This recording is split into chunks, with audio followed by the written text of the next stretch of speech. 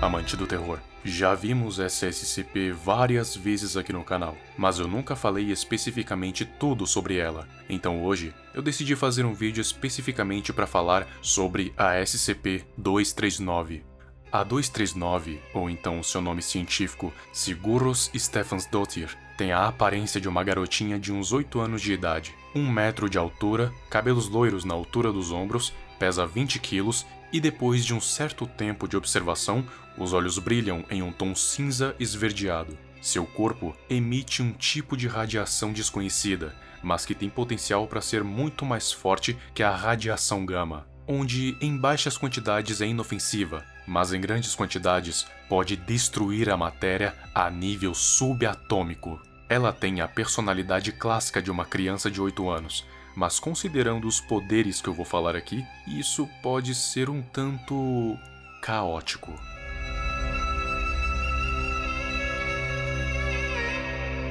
Não são apenas essas que são as suas características anormais, caso contrário, ela não seria Keter. O poder da SCP-239, acho que todos vocês que acompanham esse canal já sabem qual é, mas ele se resume na seguinte sentença: se ela pode vê-lo, pode mudá-lo. Basicamente, ela pode fazer qualquer coisa se manifestar mediante a sua vontade. Ou seja, se ela quiser que algo aconteça ao seu redor, qualquer coisa, basta ela pensar naquilo e querer que aquilo aconteça, que então vai acontecer. Ou seja, alteração da realidade. Mas felizmente o seu poder não tem uma extensão grande, então ela só pode mexer com coisas que estão ao seu redor, que ela esteja vendo e percebendo. Ou seja, ela não conseguiria destruir outro planeta, pois além de estar longe, ela não está vendo. E, além de ela só poder afetar aquilo que ela percebe, também só pode fazer as tais coisas se estiver consciente. Mas mesmo se não estiver consciente, não é tão fácil feri-la, pois a sua pele não é perfurada por coisas normais. Até hoje, o único metal na Terra capaz de causar danos ao seu corpo foi o SCP-148, um metal chamado de Telekill. Ela já foi capaz de criar e controlar matéria viva.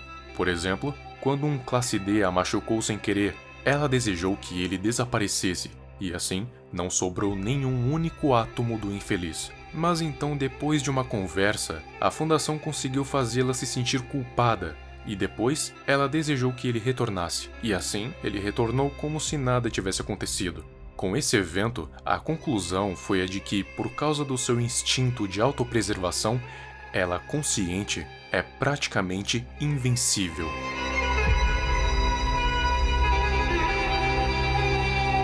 Mas como exatamente a Fundação conseguiu contê-la?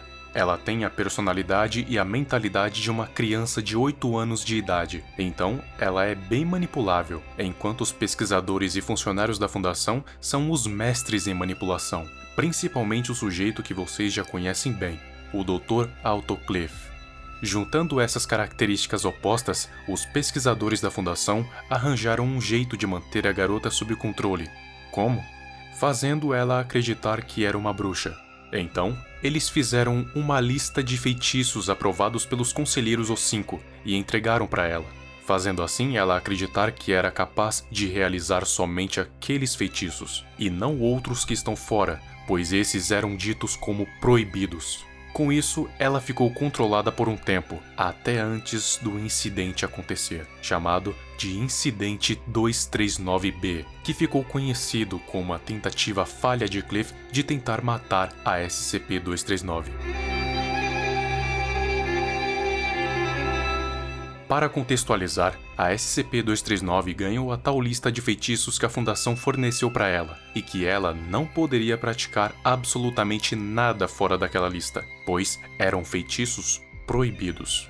A Fundação criou toda uma história de fantasia onde ela era uma bruxa e todos os outros funcionários eram magos, espadachins e feiticeiras, e que a Fundação era uma espécie de escola de magia e ela era uma aprendiz. Por isso que ela só deveria fazer aqueles feitiços.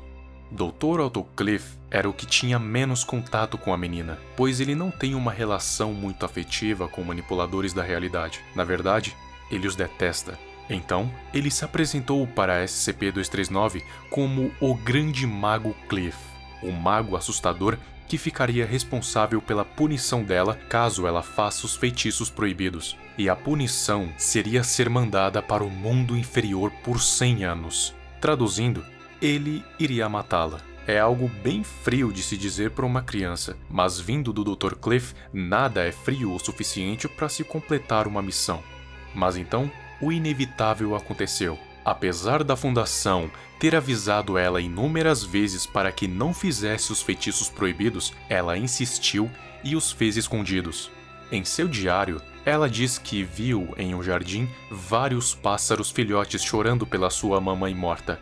Então, ela utilizou um feitiço chamado Vita para ressuscitar o pássaro. E isso aconteceu.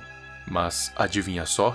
Esse era um dos feitiços proibidos. Magia negra usadas pelos necromantes. Ela então escreveu que o grande mago Cliff iria ficar furioso. E no fim escreveu "Não quero morrer" com uma carinha triste no final.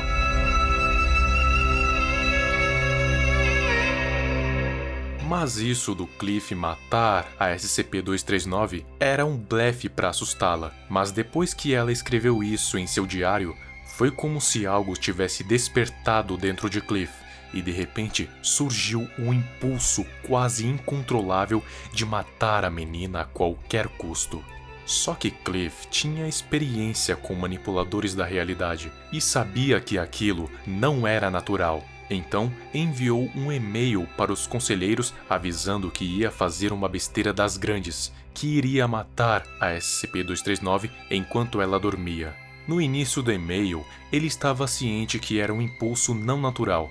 Mas no final, parece que ele se convenceu por completo de que a menina teria que morrer.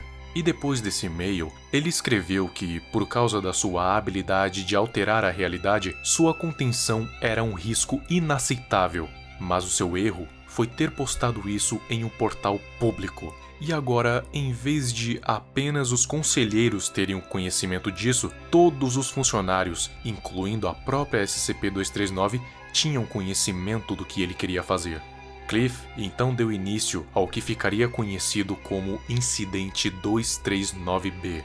Ele arquitetou tudo para que chegasse até ela. Mas ele não contava que os funcionários, principalmente o Dr. Gears, teriam criado uma afeição imensa pela 239, seja por causa da personalidade dela ou por causa da influência da manipulação da realidade que ela fez para que eles a protegessem a todo custo. Mas, de qualquer forma, o caminho de Cliff foi dificultado e muito.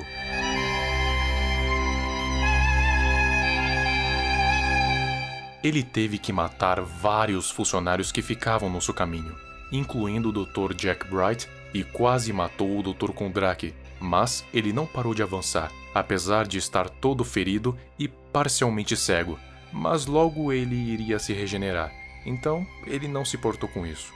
Dr. Gears, aquele mais próximo da 239, fez outra lista de feitiços para ela, mas dessa vez era uma espécie de lista de feitiços de emergência que ela utilizaria nessa situação. Ele falou para ela que o grande mago Cliff foi tomado pela grande escuridão, uma massa de mal puro que se apossou do corpo de Cliff. A forma da magia que a garotinha pensou foi o que qualquer criança fascinada por fantasia pensaria: um enorme dragão. Enquanto o dragão destruía metade do Site-17, Gears, percebendo a besteira que tinha feito, colocou a menina em um coma induzido enquanto ela estava distraída, utilizando uma seringa com agulha de telequio, e sussurrou em seu ouvido para ter bons sonhos. Dr. Cliff foi preso. Não especifica exatamente como, mas, de acordo com uma história, ele foi preso em uma câmara criogênica por vários anos.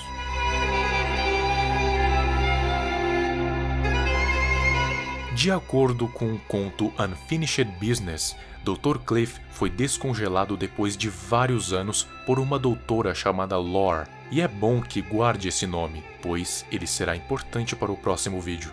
A SCP-239 estava se tornando resistente às toxinas e estava para acordar do seu coma, e que agora precisariam de sua ajuda para acabar de vez com ela. E depois de muita insistência, Cliff resolveu aceitar. E depois de darem tudo o que ele precisava, deu início ao seu novo plano de assassinar aquela manipuladora da realidade. Ele pegou uma armadura corporal, um capacete fino, uma pistola roxa com balas de telekill e o SCP-093. Ele também precisaria de ajuda de um outro manipulador da realidade, e esse manipulador foi o SCP-343. Ele devia um favor para Cliff desde quando ele trabalhava na GOC, e chegou a hora de cobrar. Cliff então tirou a garota de seu coma com um tiro e correu para a sala onde 343 estava esperando. O corpo de 239 estava parecendo com o de um cadáver. Carne exposta, ossos à mostra e os tubos de respiração se entrelaçavam no seu corpo como uma centopeia. Tudo isso enquanto ela flutuava atrás de Cliff e a realidade ao seu redor era quebrada. Chegando na sala, a SCP-239 e 343 tiveram uma pequena batalha. Enquanto um bagunçava a realidade, o outro colocava de volta no lugar. Cliff descreveu como se fosse uma garota birrenta arremessando seus brinquedos enquanto seu avô paciente colocava de volta no lugar.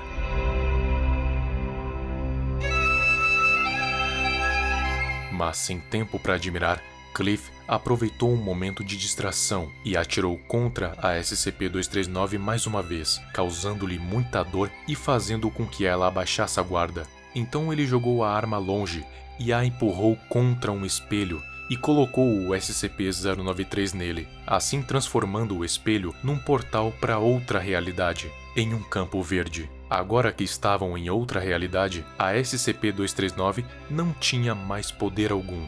Como o próprio Cliff disse, realidades diferentes, regras diferentes. Agora, ela não passava de uma garotinha normal com o corpo todo ferrado, sem conseguir mexer um músculo por conta de todas as feridas. Apenas bastou que Cliff colocasse suas mãos na traqueia dela e apertasse. Os lábios da menina até tentaram pedir para que ele reconsiderasse, mas tarde demais. Apenas se deu para ouvir os ossos daquele fino pescoço se partindo, decretando o fim da menina bruxa. Mas Cliff também não saiu ileso disso. Quando voltou para sua realidade, foi recebido com um tiro no estômago com a mesma arma que ele tinha descartado, e o atirador era a Doutora Lore, ou melhor dizendo, a reencarnação de Jack Bright.